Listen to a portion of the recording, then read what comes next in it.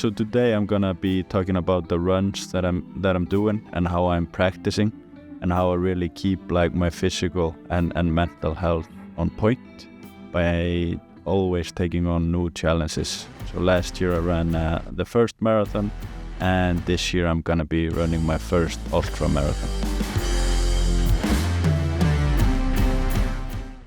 So last year, I decided to run a full marathon. I had almost no previous experience running.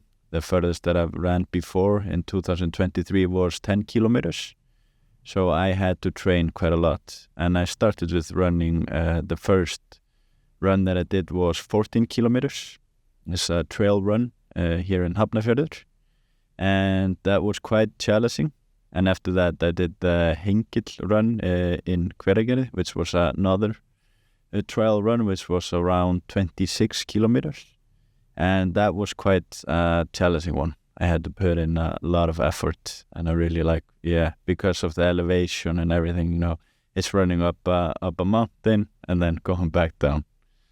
So these were like the two main runs that I did before running the full marathon in August. I did like one marathon I was running like on a trail, like 30 kilometers right before, just to make sure that I had the endurance that I could run for a long distance. And I always had the goal of running the marathon under 4 hours, and I was actually able to do that. It was like 3:59. So like when there was 7 kilometers left, I picked up my phone and I googled like what pace I would need to run to make sure that I was below 4 hours, and I saw that it was like 15 or 20 seconds a little bit faster than I was going. So I almost like sprinted the last 7 kilometers just to make it in time. So after running the marathon, the Reykjavíkur marathon last year, I decided to challenge myself a little bit more to go for an ultra marathon, Laugavegur, which is in the highlands of Iceland. That's going to be a trail run. It's going to be up and down hills and into valleys, and that's going to be 55 kilometers. And I just recently, just in the beginning of this year, like 2 weeks ago, started training for that one. And the way that I'm training, I'm taking like short runs outside, and I'm also practicing sprints, so 400 to 600 meters as well.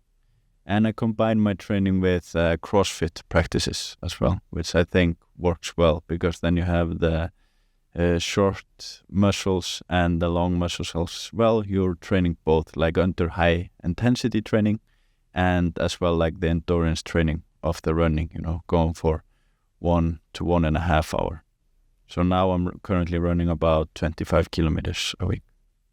And I will be slowly increasing that as we get closer to the ultra marathon. I'm also going to be practicing running up and down mountains.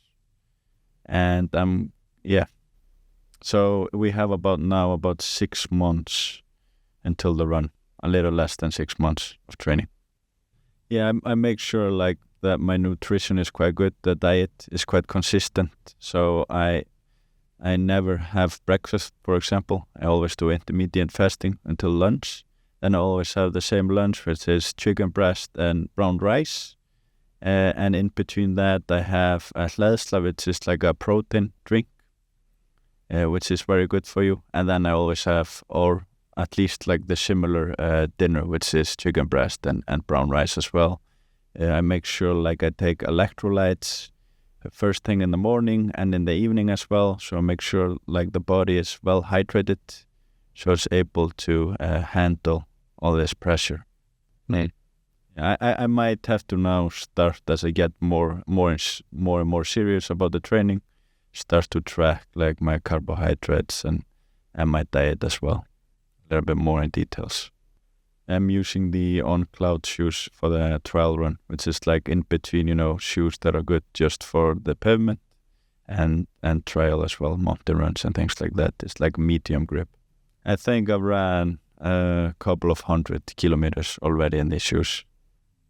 I'll soon have to buy new ones to start to train in.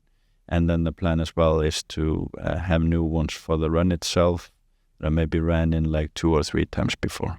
I'm not fully started to practice with the coach, but I will do that as we get closer to the run, maybe 4 months out.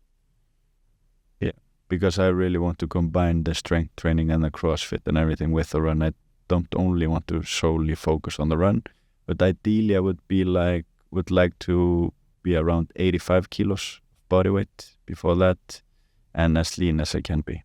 So every week I have at least 3 runs. It really depends on the distances that I run at the given time. So everywhere from 5 up to 10 kilometers.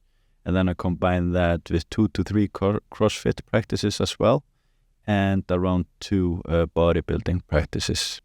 And I also plan to involve hot yoga or more stretching into the routine, as I need to loosen up a little bit. And I think that will really help me to improve my running.